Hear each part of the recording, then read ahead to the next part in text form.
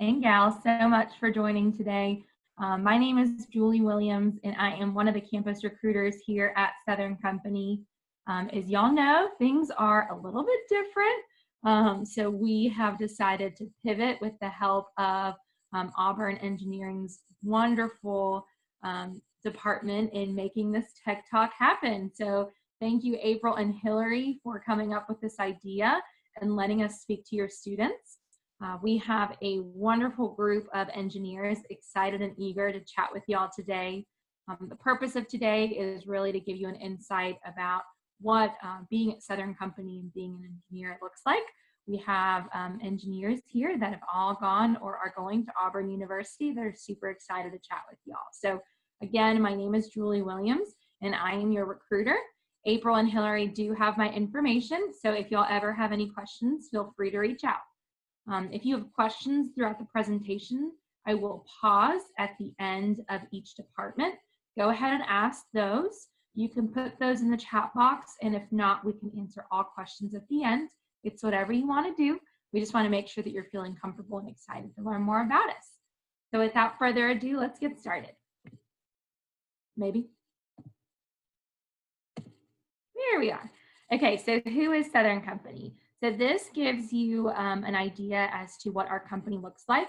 We often get the question of, well, I thought y'all were Alumni Power or Georgia Power. Well, we actually are. So we are part of a wonderful company called Southern Company, and all of these other utilities and subsidiaries roll up to us. So as you can see, Southern Nuclear is on there, Alumni Power, Georgia Power. We also have Wholesale Electric Utility, which is Southern Power, and then also recently in 2017 acquired a gas company. And that's Southern Company Gas. So this really shows that you can start in Alabama Power or at Southern Company Support Services and move throughout the company or rise through the ranks within that specific OpCo. So a lot of movability and visibility if that's what you want to do with your career.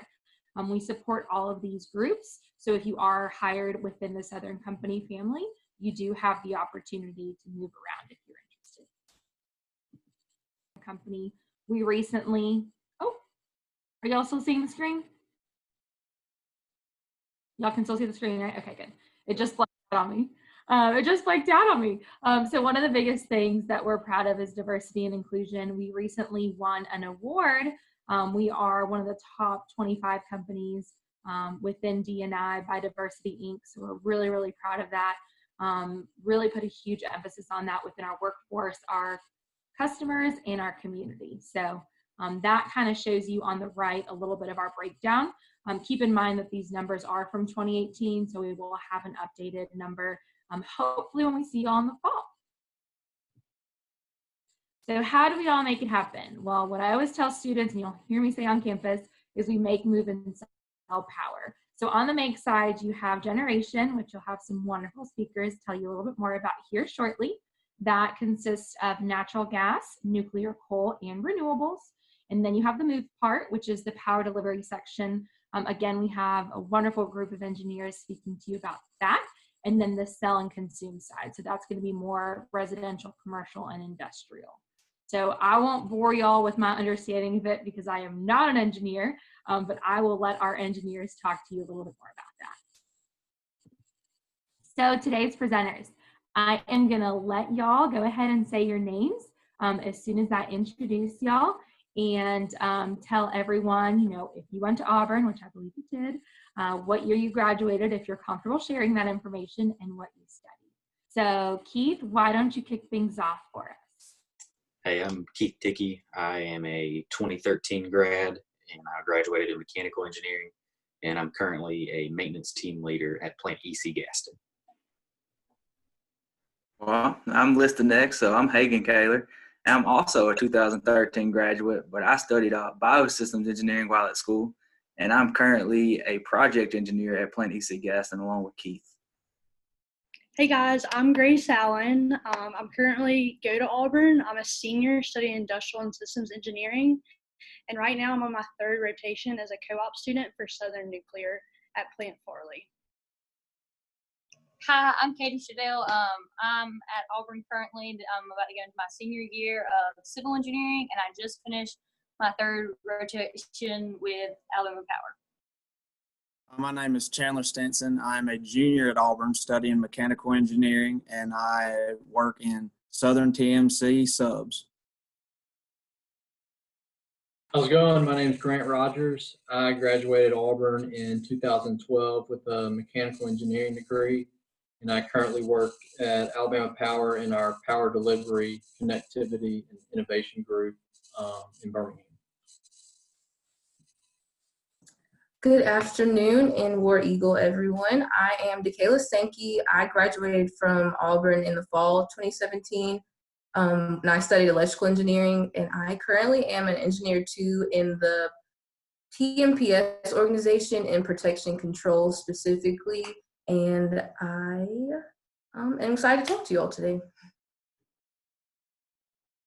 Awesome. Thank y'all so much. That was wonderful. So we will move right along. So generation, you're up. Keith and Higgin. I will go ahead and, or y'all go ahead and unmute yourselves and just let me know when you need me to go to the next slide. You can start with the next slide. All right. So again, my name is Hagen Kaler, and I'm a project engineer at Alabama Power generating facility named EC Gaston in Wilsonville, Alabama. Well, however, I started my engineering career with Alabama Power within the environmental compliance department, also at EC Gaston. But it was Julie was talking earlier about different routes you could go within the company, and I'm one of the ones that changed up a little bit. Our company, or Southern Company, is one of the nation's largest electric generating facilities in America. We produce power for about 4.7 million people.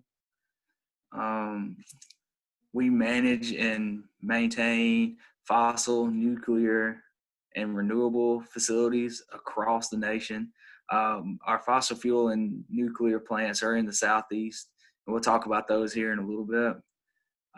Energy is critical, as you know, to sustain our country's infrastructure and as we experience this pandemic that's going on with the COVID, it's become even more apparent how critical energy can be. Not only, to keep the lights on in the hospitals and things like that where people really need it, just to provide a little bit of normalcy into everybody's life when they get home from work or being quarantined at home all day. You get to still have your normal life to some extent. Outside of safety, I'd say reliability is probably our number one concern at plants, at generating facilities.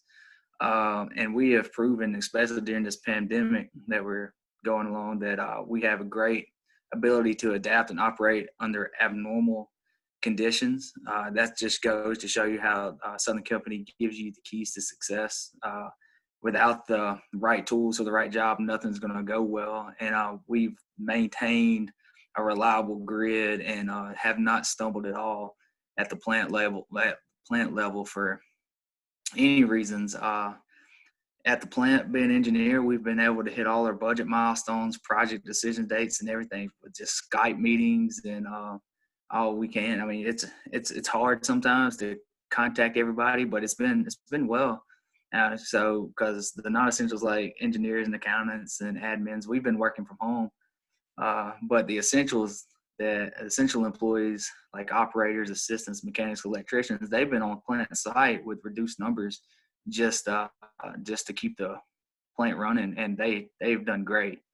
Nothing but props to those guys. But again, it just goes to show you how Southern Company has given us the tools to succeed. All right, Miss Julie. And this is where we'll talk a little bit more about the types of generation that are out there. Like I said earlier, we maintain fossil fuels and renewables and nuclear sites. This slide shows you our production: natural gas at 47%, renewables at 11%, nuclear at 15%, and coal's at 27%, which is vastly different than what it was 10 years ago when coal made up 71% of our production. That just shows you how we're adapting and to new regulations. We've invested over $20 billion in low carbon to no carbon power generations, and also invested in 2 more nuclear units in our fleet. I know it seems like, renewables are our next front. And in the past few years, we've added 5,000 megawatts of renewables. And in the next couple of years, we're expected to add another 3,000 megawatts by 23 of just renewables. So that just shows you how we're committed to that. And like I said, we're focusing on renewables, but also at traditional fossil fuel plants between coal and natural gas, we're constantly trying to improve efficiency, improve environmental compliance, and to have a better green feel about those plants, just to try to reduce pollution numbers. That's always on our forefront of our mind, just to try to keep our generation mix where we want it, because we can't go all renewables at the moment. We don't have the technology yet. Everybody's trying to develop it. So you have to have a good mix of energy. Reliability of the grids is our number one thing we have to make sure.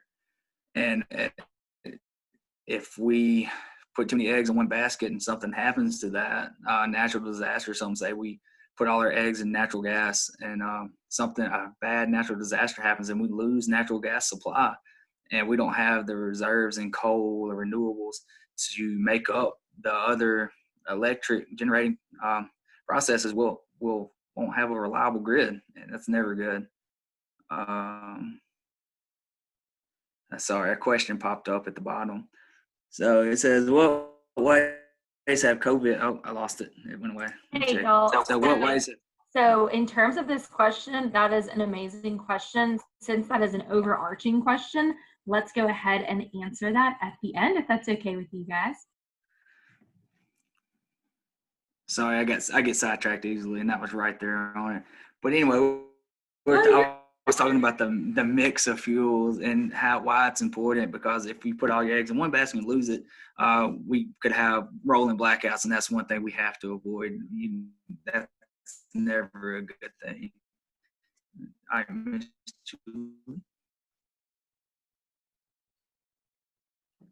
And talking about the mix of generating, this slide shows our footprints, and you can see our three major companies there: Alabama Power, Georgia Power, and Mississippi Power. And that's where all of our traditional fossil fuel plants are located for the most part. But also you see across the bottom, it's places California, Maine, Minnesota. That's where some of our renewables and combined cycles and things like that are located. And that is under control of a company called Southern Power. And again, they roll right up in the Southern Company, just like Alabama Power, Georgia Power. And this is how we utilize that mix that I was talking about between renewables, coal, natural gas, nuclear, to make up and make sure we have enough power for the grid, especially if something does happen where we lose coal, we lose natural gas. We'll have the ability to maintain that reliability across the grid. And one thing I'll mention here is, since we're talking to potential engineers, is it doesn't matter where you work, nuclear, fossil, renewable. Yeah, you're looking at a different product, but a project engineer is pretty much going to be the same across the Southern Company fleet. It just be a different project. Miss Julie?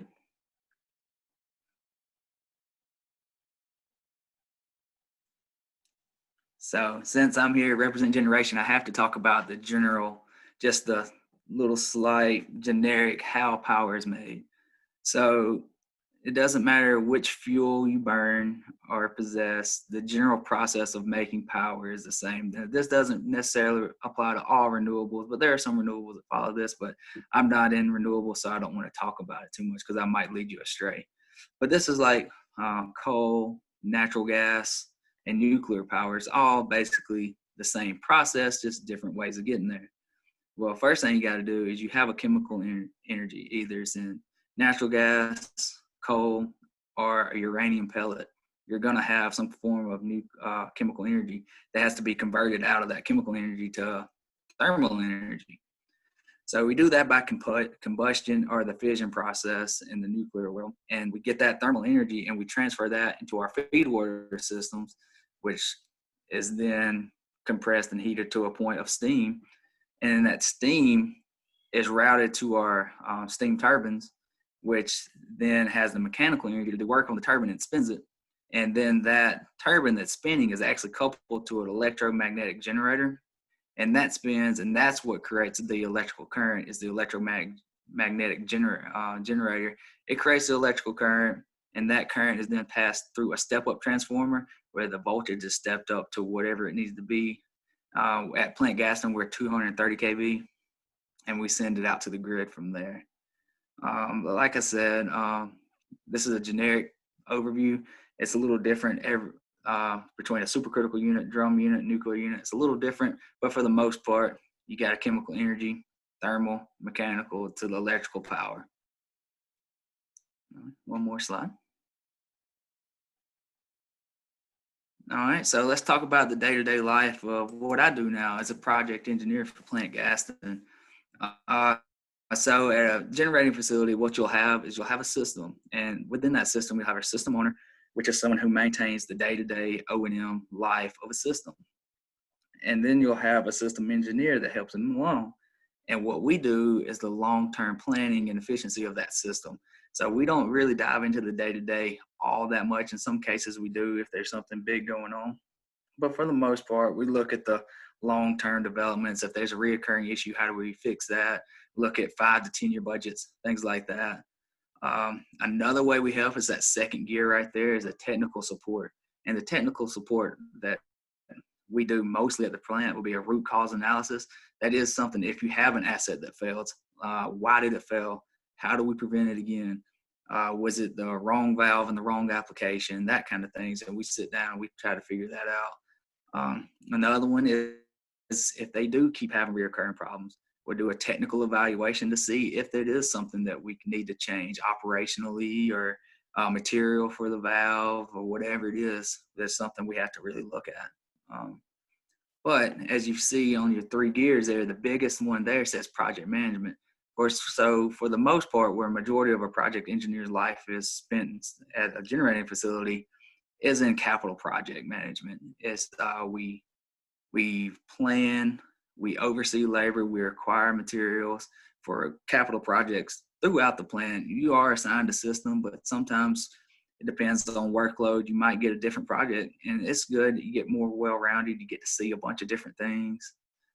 So it's a good mix of projects, but for the most part, that's where most of our time is spent, is in capital project management, within outages, or if it's online fix, things like that. And with that being said, that's a day of my life.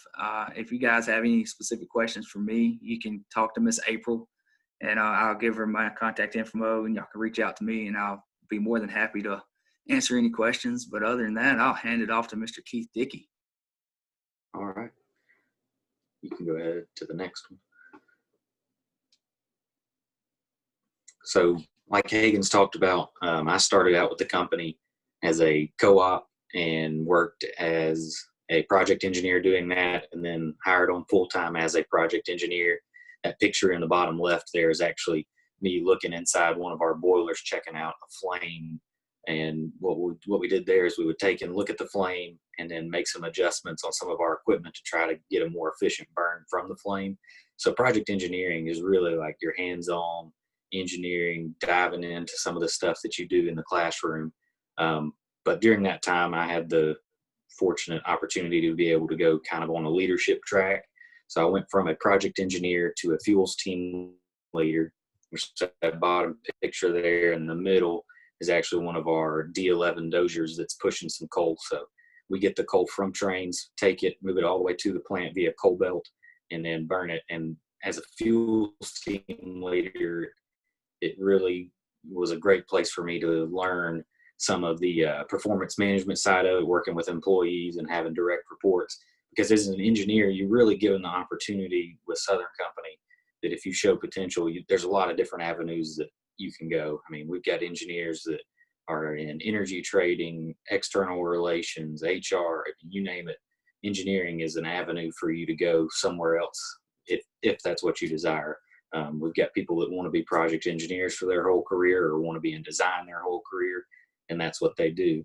For me, it just happened to be kind of more this leadership track. And currently, I am a maintenance team leader, which is really a really good mesh of managing people and having direct reports, and then using some of those energy or engineering skills to make decisions. So it's really looking at the big picture, thinking critically, and going, okay, this is what we need to do. The big thing there is getting input from the people that are experts. I've got mechanics that have been at the plant for 30, 35 years. Those guys know more about it than I ever will, at least in the very technical stuff. They're just relying on me sometimes to make the decision of, yes, do it this way or do it that way. But since COVID-19 has come along, we've really had to look differently at how we maintain some of our equipment and our personnel.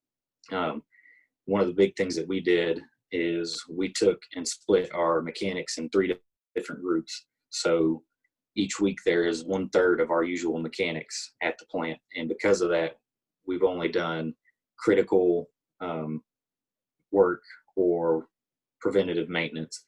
Really anything that is not priority 1 affecting the unit, gonna take it offline or derate it. We just haven't been working on it, which is probably a good thing long run. There's been a lot of lessons learned for us in this, but the biggest part of it is being able to socially distance our employees, because like Hagen talked about, safety is our #1 priority, and trying to keep them safe is what we're trying to do. But it's been weird for us. Right now I'm on the team leaders themselves are on a week on, week off. So I'm at work a week, I'm at home a week, and I've been rotating through, and that way we see all of our direct reports as we're doing it.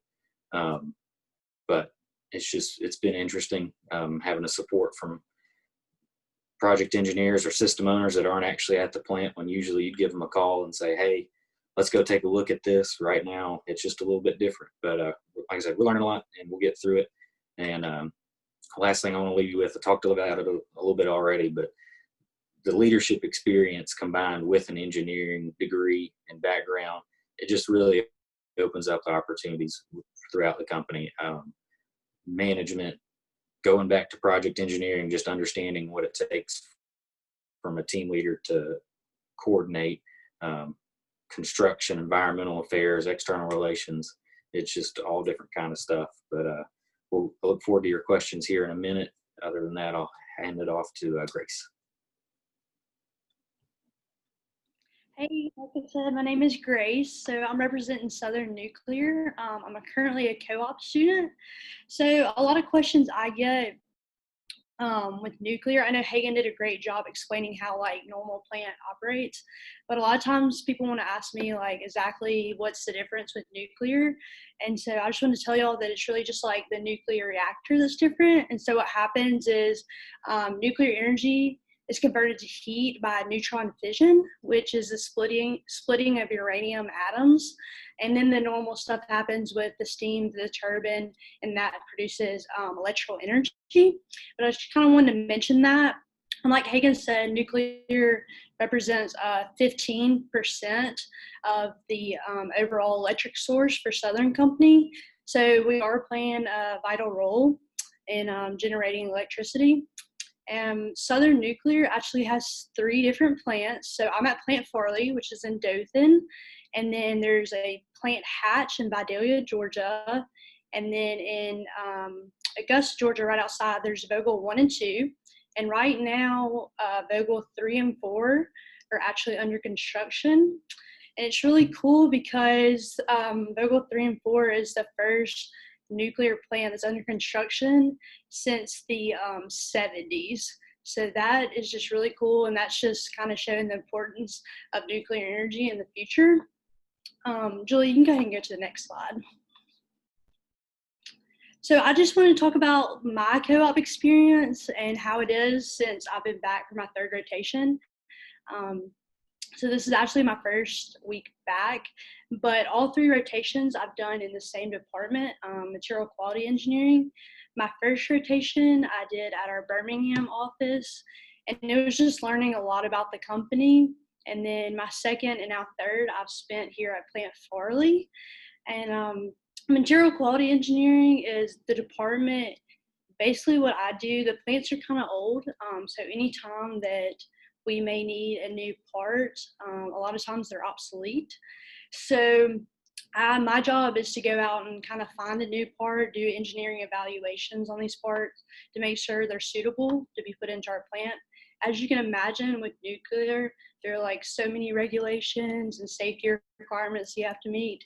So it's definitely, working in the nuclear industry, it's definitely a challenge day to day. And so that's something I absolutely love about it. And then just being a co-op in general, I would say since day one, I've been treated like a real engineer, definitely in training, but they definitely value, their co-ops and the co-op experience. So just some benefits, obviously you're paid and paid great, so that's really good. You get benefits that other full-time employees get. And then a lot of networking opportunities. So even though I'm in Southern Nuclear, I get to like interact with different departments. They welcome you to go and just shadow other departments and learn more about the plant you're at, or even with like different co-op students and get to interact with them. And the main way we do that is through Students of Southern Company. So during a rotation, we're able to just kind of have meetings and network events and just host different people in the company. And that's just a great way to meet other co-ops and see what they're doing. And if you want to follow us on Instagram, there's our Instagram name.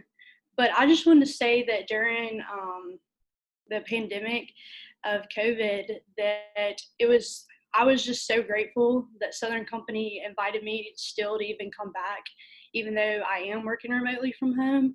I just really think that shows how much they value their co-ops and the investment they're making. So I think my plan is to graduate in May of 21 and then hopefully become a full-time employee. And definitely my 3 rotations have set me up to transition really well into that role. So I think Julie's going to open it up for generation questions, or maybe not. Julie, is that right? You're right. I should have put a generation question, but I didn't, so that's okay. So at this time, if y'all have, first of all, thank you to the 3 presenters. Y'all did an excellent job. Before we get into power delivery, which is going to be the 3 departments that are going to get highlighted today by Katie Shadell, Chandler Simpson, and Grant Rogers, I wanted to see if y'all had any questions about generation, whether that be nuclear or anything that Hagen or Keith talked about, other than how COVID is, changing the environment, which we'll get to at the end.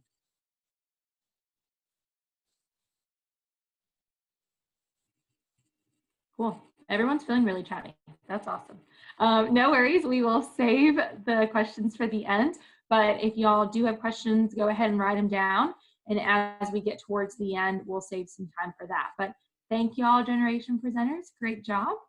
Without further ado, we will have power delivery. So Chandler Stinson, you're up next. All righty. So like Julie just said, my name's Chandler Stinson. Power delivery, basically what we do is we take the energy coming from the generation plants and then eventually get it down the line to your houses, to your work, and all that kind of stuff. All right, I guess we can go ahead and go to the next slide.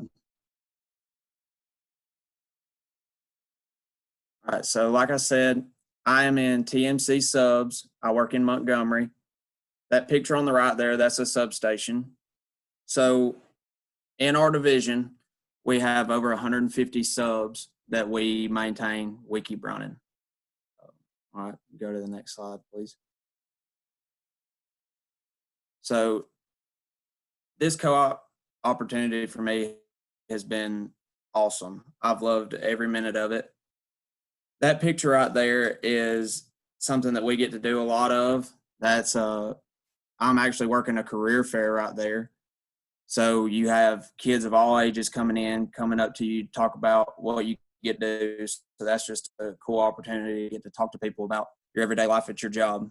And so like I said earlier, basically what we do is we take the energy from generation and then the voltage comes into the substation, gets stepped down, and then it goes out to distribution. And we just make sure that those substations stay running smoothly. If anything breaks, we go in there, we fix it, just basic things like that. And like Grace said, students of Southern Company, that's a really great way to meet people that are in the same shoes you are, but actually get to do different things on a day-to-day basis. And it's a good opportunity to make some new friends and learn about what they do. I think that's all I have. All right, you can go to the next slide. Okay, so a little bit about distribution. So we're in power delivery, but some of the characteristics of working in distribution is problem solving in the field. I mean, being on the spot and having to figure out problems. Our job in distribution is to deliver electricity to all of our customers, new and existing, and to keep the lights on, which is very important. As all of you know, you really value the electricity in your house, so we always try and keep on our power. And some of that like type of work goes into customer service. So as a distribution engineer, you're kind of one of the faces of the company because you interact the most with the general public and customers. You'll meet with them if they're building a new house, if they're building a new business of any sort, anything that needs power, barns, trailers, anything like that. You get to go out there and meet with them, and then you have to come back to the office and engineer a way to serve them in the best possible way that benefits us and them. So, and then another part of our job is just maintenance on the lines. So over time, poles, weather and wear, and we come up with new equipment to put on poles and better, like more efficient ways to do what we do. So we do a lot of maintenance and repair and restoration jobs. But one of the most fulfilling parts about distribution, in my opinion, is storm duty or storm work. When storms come through, of course, people's power gets knocked out and poles can go down, lines can go down, and things like that. And so being able as an engineer to go help, you know, not just the line crew, we get to be evaluators. So we ride out in front of the crew and kind of, you know, assess the situation and call back and tell the crew, hey, you need to bring this, this, and this because this has happened. And they come and it just helps storm restoration go smoother. So I love being able to help that, just to, you know, provide some normalcy after a storm comes through is really important. And of course, our customers want their lights on. But with that being said, of course, you can't plan for storms and they operate on their own schedule. So there's some after hour work, some weekend work, and it's just part of the job. Work locations for distribution is Alabama, Georgia, and Southeast Mississippi. And if you want to go to the next slide. So just a little bit about my co-op. I actually am going to get to work a little longer this rotation, but this is my third and final rotation with the company. I've been in distribution my entire 3 co-op rotations, but I've had the privilege of working in 2 different offices, which was a good experience for me just to see how offices kind of do it a little differently from place to place. And, you know, being versatile to move was a good thing for me.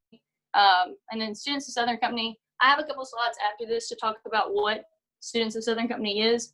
I know that we've already touched on it a little bit, but in these past rotations, this rotation I had the honor of serving as president, which was a strange time to do that with COVID-19 and everything, the pandemic. But I am incredibly grateful that none of the co-ops, you know, lost their jobs. We all just started telecommuting and working remotely. I know that didn't happen with every company, but it really just emphasizes how much Southern Company values their co-op program.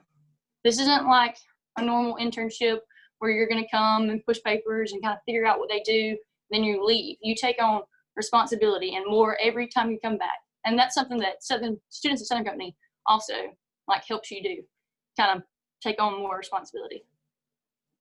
Julie, if you'll go to the next slide. So this organization, it's really unique. I don't know that I've ever seen this in another co-op program at any other company. So I really value it and I think it's very important. So this is kind of a mutually beneficial organization for Students of Southern Company, like the student employees and the company. So things that we do with this organization is we do community service events, social events, and networking opportunities. There is a board that serves, they're all students. They serve, there's a president, VP, and then like there's a social chair, community service chair, and things like that. And we plan events all throughout the semester that you work. We get to do a lot of really cool things. We get to go on plant tours, which is really cool if you don't work in generation, because you get to see how it all is made. We set up meetings with, we call them lunch and learns, with executives in the company, VPs and things like that. They talk to us, tell us how they kind of got their role, their advice, and then social events, which I think they're very important just because it allows you to meet people that could potentially become your coworkers one day. But these are students that are co-ops that are going to the same things you are, the same questions. So, third rotations can give advice to first rotations and things like that. And it also gives you an opportunity just to kind of see like the company as a whole. For me, I grew up always knowing about alumni power and distribution and transmission, power delivery kind of stuff. So I knew about that, but I didn't really know that much about generation, even though I'm from Dothan. So Farley is in my backyard, but it was a cool opportunity to meet other co-ops working in other divisions, other fields, and kind of see, Chandler really talked up transmission. So maybe I'll try transmission, and you can talk to the people, like all the recruiters, and be like, hey, like I really like what I'm doing here in distribution, but transmission sounds like it might be cool. Maybe I can, go job shadow or do a full rotation over there, just depending on how much you like what you heard. Can we go to the next slide? So something else that's really cool about this organization, and then just kind of the stats behind it, is this was developed for students by students. So that's how the organization came to be, and now it's still ran that way. So I told you there's a board of student co-ops and interns that organize all the events and things like that. This organization consists of both student co-ops and interns, which is nice for interns because we normally only have them in the summer, but occasionally we'll have a part-time intern in other semesters. So that kind of changes our number of students in the organization at one time, depending on the semester. Summer is normally a little bit bigger, but normally there's about 100 students. And then average participant, like attendance for these things is about 40% per event, but that's just, whatever you have in your schedule, whatever projects you're working on at that time, if you have the time and, can make some of these events. I know we always try and schedule multiple things so that everybody has an opportunity to at least come to one event and, shake hands and meet people. With COVID this year, we got to do half of what I know our board wanted to do, but we still, tried to get together and do things. Like there's presentations at the end of your co-op rotation. So we put on a virtual prep class for it and things of that nature to still try and be connected, even though we're not currently at work. Sorry, y'all. My screen just blanked out. Thank you, Katie. Give me just 1 second.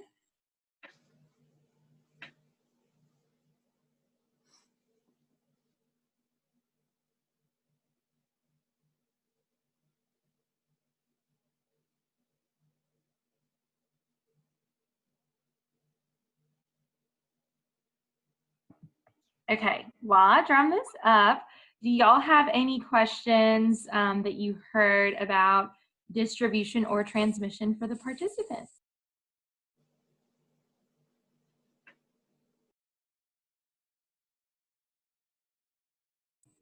Also, I don't know who Andrew is, but your puppy's really cute.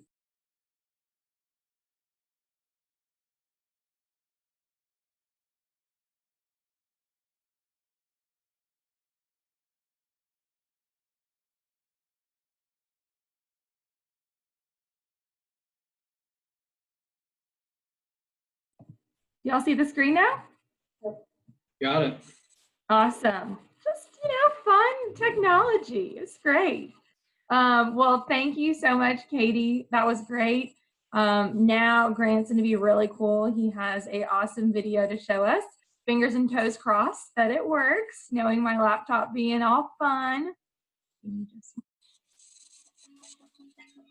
Get out.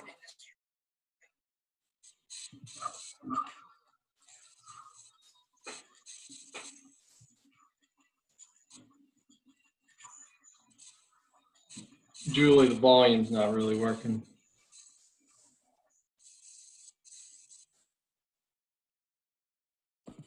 that? The volume isn't working. Oh, you can't hear anything? Dad, it's all the way up. Okay, let's see. What about now? No, I guess it's not piping directly in from into Zoom.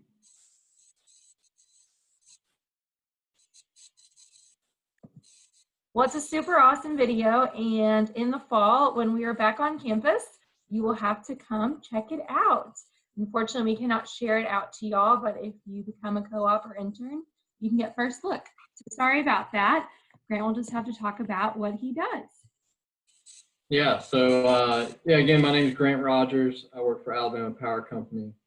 My background is in distribution mainly, and currently I work in our power delivery, connectivity, and innovation group. Our group's really only been around, I guess, fully staffed for about 1.5 years now. So that just goes to show the different opportunities that may present themselves working for a company like Southern Company. You know, you might start out in a traditional track, but a new group gets formed, and next thing you know, you have the opportunity to go work with the new group and try something different. So that being said, there are a number of groups that are filled with engineers that support our core business. I'm mainly speaking from an Alabama Power perspective, so these groups might vary between the different opcos, but at Alabama Power, we have power delivery technology, we have distribution support groups, we have R&D, distribution engineering services, telecom services, and then my group, connectivity and innovation. All of these engineers in these different groups, you know, they develop, they test, and they deploy new technologies on our system to improve the reliability, the security, and the resiliency of our grid. That video that was being shown was highlighting a technology that we've deployed with our outage management system. It's called Fizzer, which you can kind of see a screenshot from the application on the left-hand side. It stands for Fault Isolation Service Restoration, and it's an advanced application that monitors our grid. It does real-time power flow studies and controls automated devices autonomously out on our grid that locates faults and restores power to as many customers as possible when faults and outages occur. This technology has been on our system for a couple of years now, and it's saved us millions in customer minutes interrupted. And CMI is a metric of reliability on the distribution system. But Fizzer couldn't do what it needs to do without grid automation. So automation is basically just smart devices that are out on our grid that sectionalize faults, that monitors voltage and amperage, and they report back all kinds of data to our control centers and to our applications like Fizzer and IDMS. Local distribution offices, so local engineers, our distribution support groups, our engineering services group, you know, they all work together to design, construct, and program and maintain these automated devices out on our system. These two applications and these two initiatives, though, none of this would be possible without a robust utility-grade communication network. So this is kind of what my group handles in the connectivity and innovation group. We are deploying fiber optic cable on our distribution and transmission system. Over the last 20 or 30 years, you know, fiber optic cable is nothing new on the grid. Actually, our transmission groups have been deploying fiber optic cable for 20 or 30 years now. What is new, though, is deploying it on our distribution system and connecting to these automated devices and, you know, and reporting back all kinds of data through this fiber optic cable. Fiber is the superior, I guess, communication medium. So as technology evolves, more devices are communicating back different pieces of data. and statistics. So it's going to be important for us to stay ahead of the curve and make sure that we have the communication channels in place to be able to support the functions of the grid. So we also, a lot of our automation does talk wirelessly through LTE. Southern Company does own its own LTE network. Julie pointed out, I guess, some of our subsidiaries in the beginning, and Southern Link is that company that owns and maintains our wireless LTE network. We do rely on, AT&Ts and the Verizons for lease circuits here and there. But at the end of the day, in order to maintain a reliable, secure, and resilient network, it's best for us to own and maintain our own communication networks. You can go to the next slide, Julie.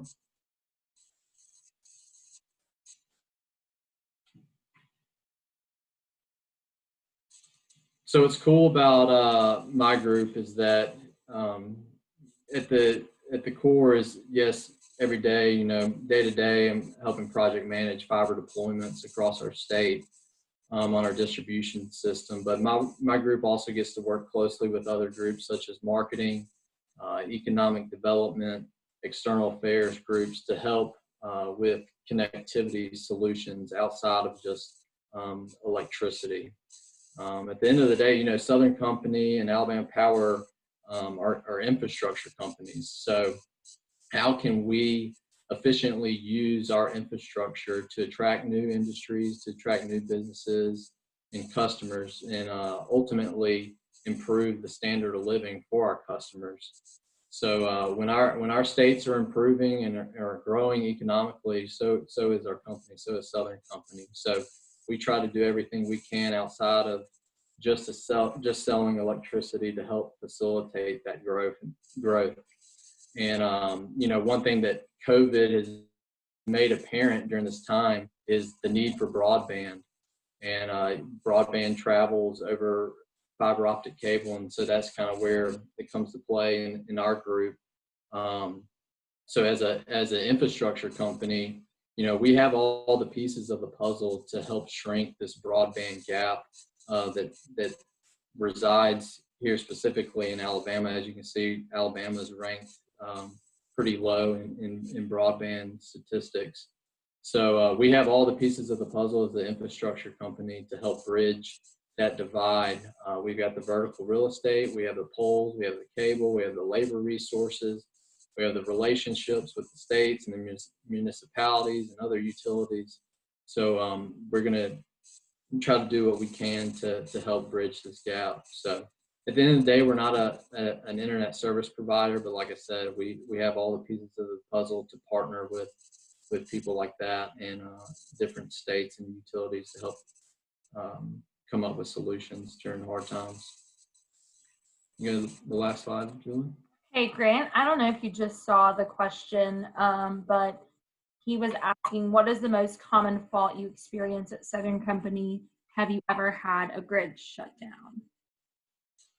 Let's see. What is the most common fault you? So I think the most, and the other distribution folks can speak to this as well, but the most common fault, I think, is probably vegetation or even rodents like squirrels and raccoons and things like that cause numerous faults on our system on a daily basis. As far as a grid shutdown, I don't think we've ever had necessarily a blackout, but during storm situations, yes, I mean, we have feeders and substations and main transmission distribution lines that do go out in certain situations. Speaking recently in, I guess, April, I guess it was Easter, we had a bunch of thunderstorms run through the state in Alabama, and I think we had upwards of 300,000 people out. I think our CEO, Mark Crosswhite, in one of his town halls said that was like our 12th biggest sets of outages or biggest storms here on our system. So we do have outages, but another thing about working for such a great company is that we're devoted to keeping the lights on. So even though we had that many people out, we had crews and engineers and contract crews, and help from our subsidiaries come in, and we were able to restore power pretty quickly.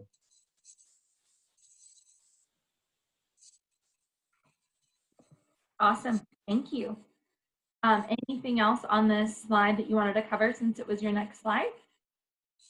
Yeah, so this is my last slide. And so, yeah, lastly, you know, it's been mentioned a few times today, at the core, we make, move, and sell electricity. But as technologies evolve, it's getting more and more, the grid is getting more and more complicated, and it's changing fast. You've got renewable energy sources, you've got distributed generation, more automation, more things that need connected, more things that need power. So like I said, at the foundation, yes, we make, move, and sell electricity, but as an engineer for the company, you know, it's our job to be innovative and imagine the grid of the future. So at the end of the video, which hopefully one day you'll get to see, it's a great video, there's a quote that says, "Imagine the grid of the future and start building it today." So that's kind of the motto of our group, and we've got it plastered on our wall in our office space, and we try to imagine it, and we're doing our best to build it even through this hard time of COVID-19. So if anybody has any questions, let me know, but that's all I got. Thank you. And I'm so sorry about the video. I don't know how, I mean, I'm sure there's a way, but I am not technical. I am not building the future of energy like these amazing people are. I hire smart people. That's my job. Yeah, maybe I've got it pulled up. Maybe at the end, after everybody goes through everything, I can try to share my screen. And Yeah. we'll see. Thank y'all. Thank you. All right. Well, any questions? And I am so sorry. How do you pronounce your name? Oluwasi? Yeah, that's fine.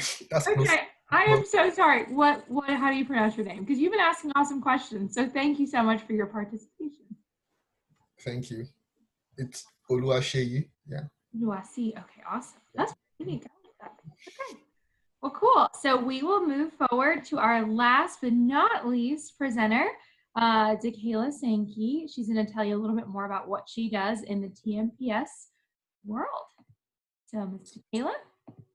Hello again, it's Dakayla Sankey, and I don't think I showed you all, but I am located in the Birmingham headquarters office, and I also started as a co-op, so I did 4 rotations throughout the company, and to mirror what everyone else said, it's a great way to kind of get your feet wet and learn the company while the company's able to get to know you. So shameless plug, if you're able to, I would definitely suggest applying for the co-op program.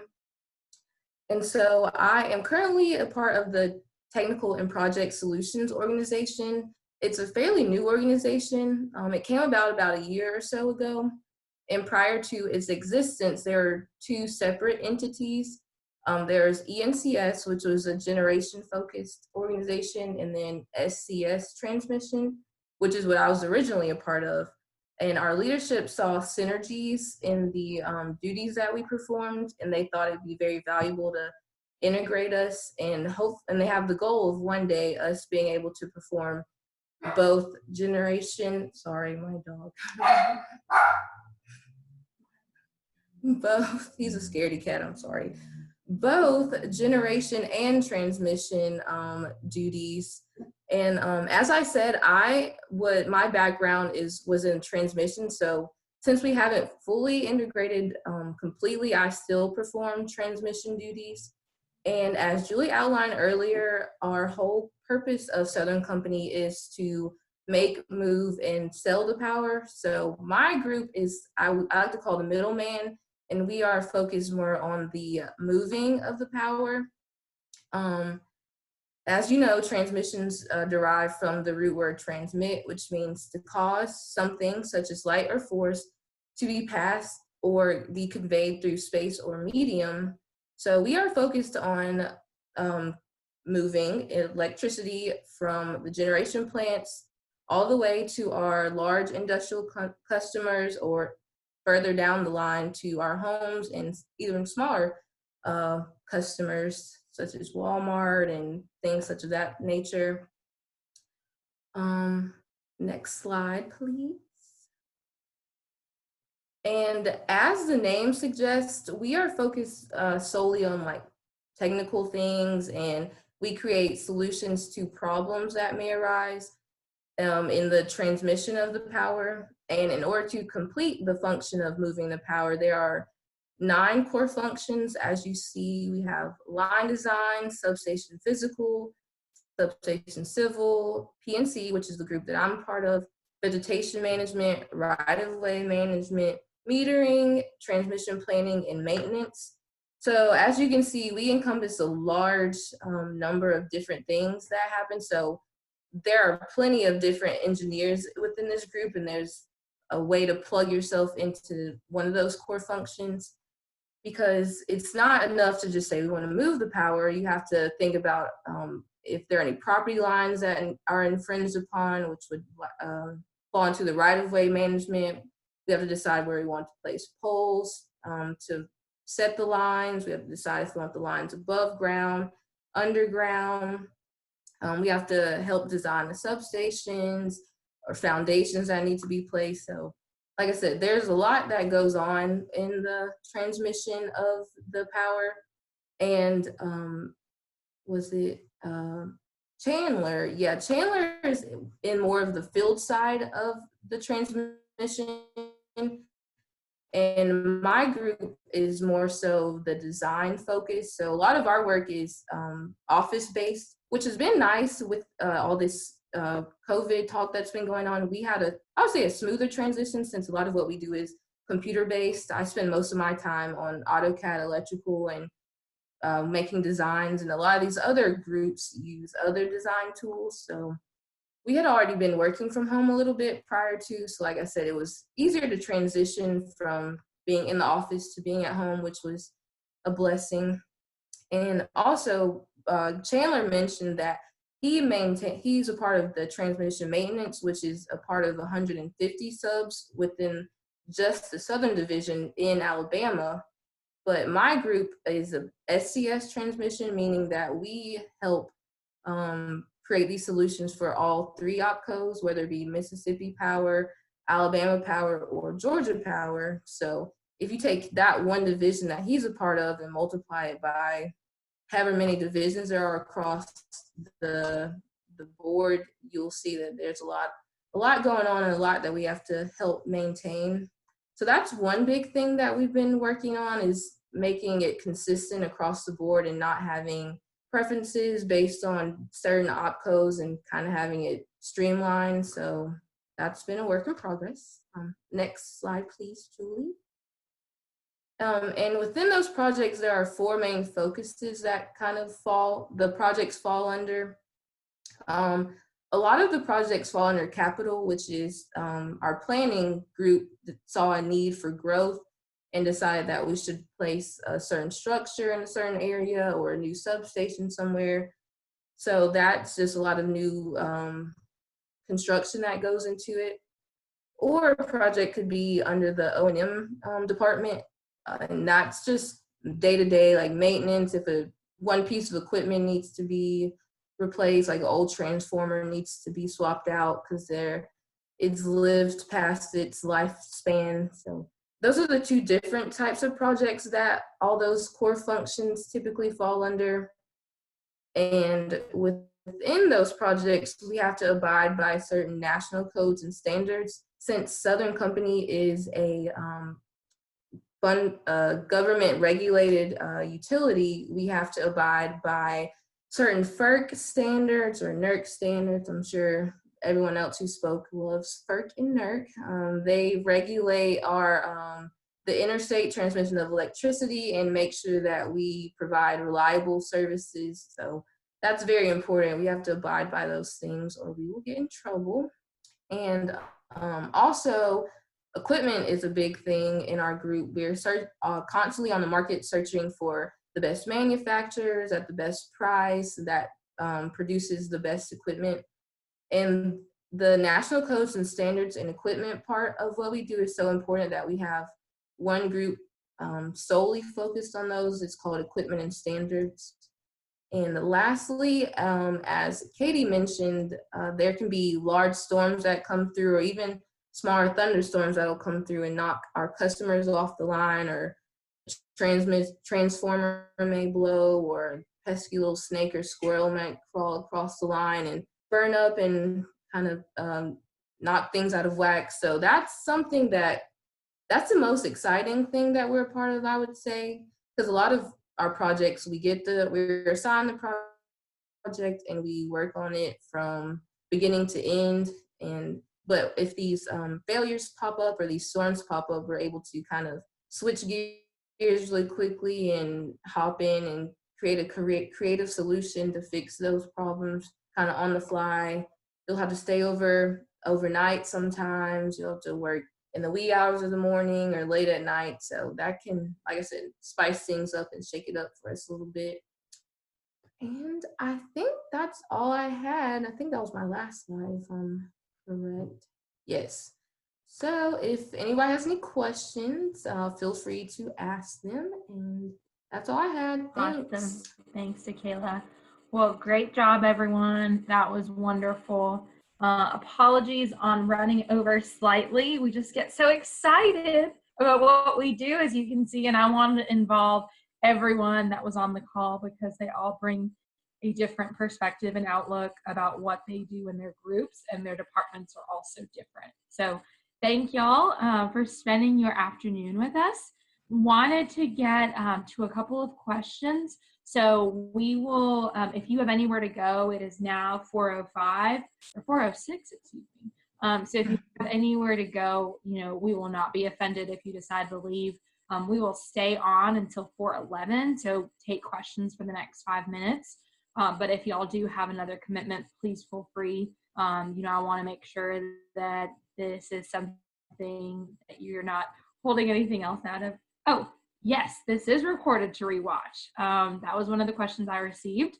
You will notice my low technical skills within that. Just judge quietly.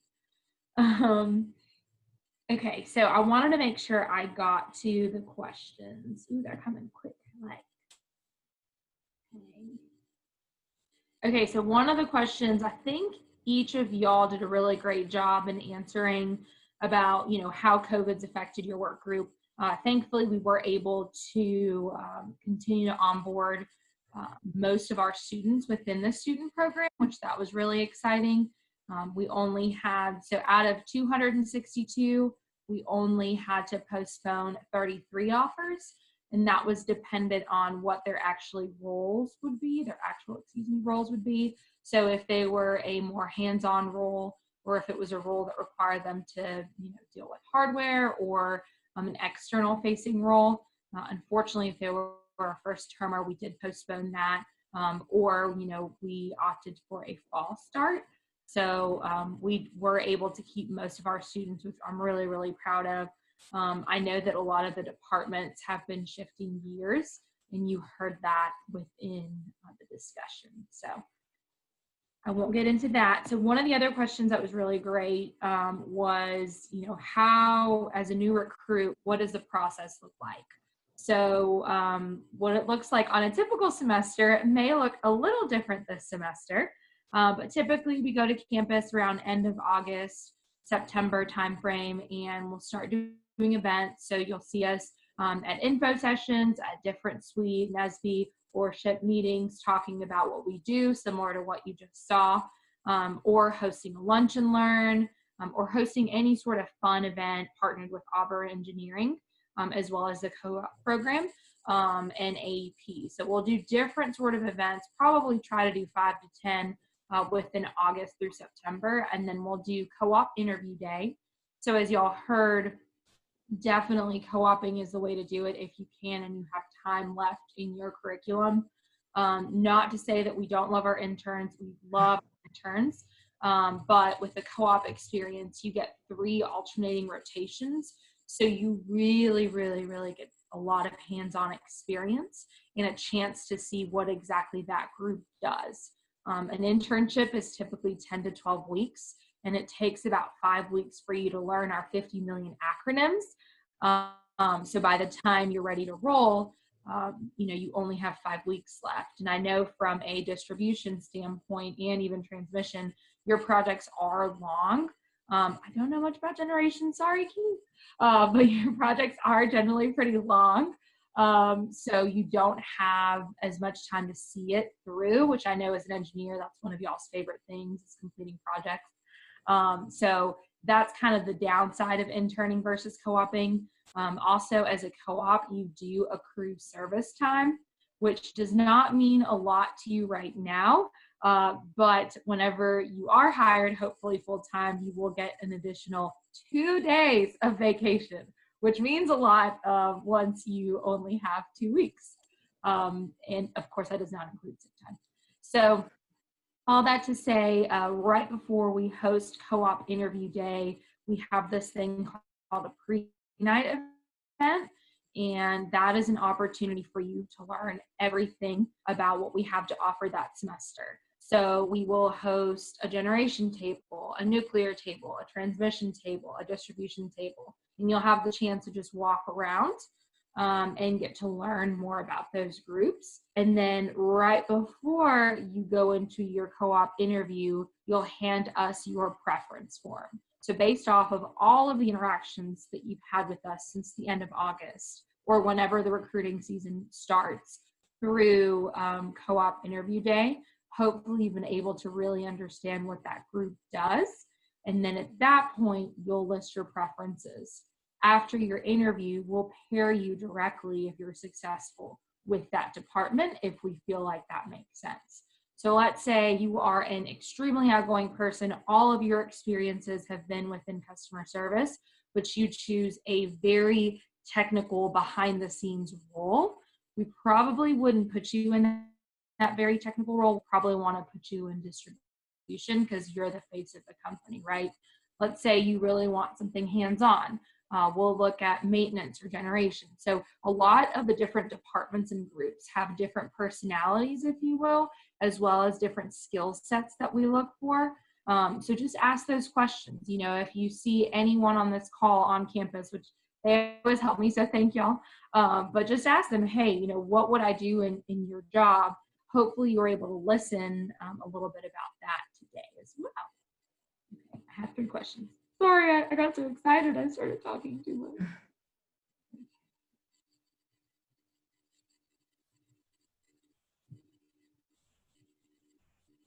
Okay. Oh, okay. So this is a good one, and I don't know it. So what are some of the protection measures you've put into place in PNC? So I'll let DeKayla answer that, but right before I let her answer that, I will say that we put safety first in everything we do. And as a co-op, you will have to wear PPE, which is really exciting. And I think you guys get work boots. I don't know. I don't want to misquote it just in case we don't do that anymore. But DeKayla, do you want to speak about what measures we put in place in PNC, or maybe Chandler? I can go ahead and answer.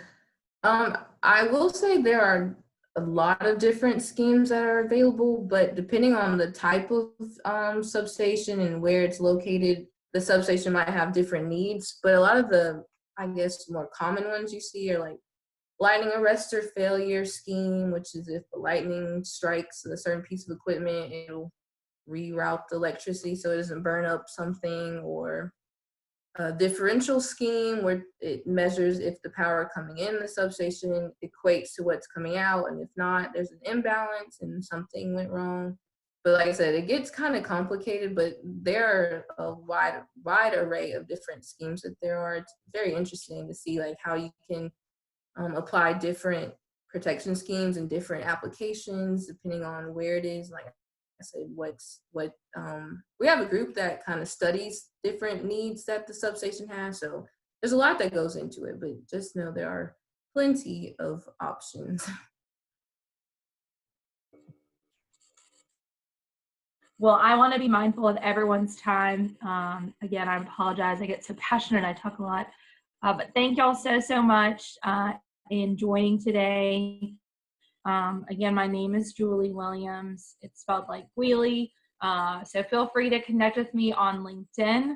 Love to connect with you, and more to come on our recruiting efforts this fall. It may look a little bit different, but we will continue to connect with Auburn since we love our Tigers. I don't even know if that's what you say, but I'm saying it.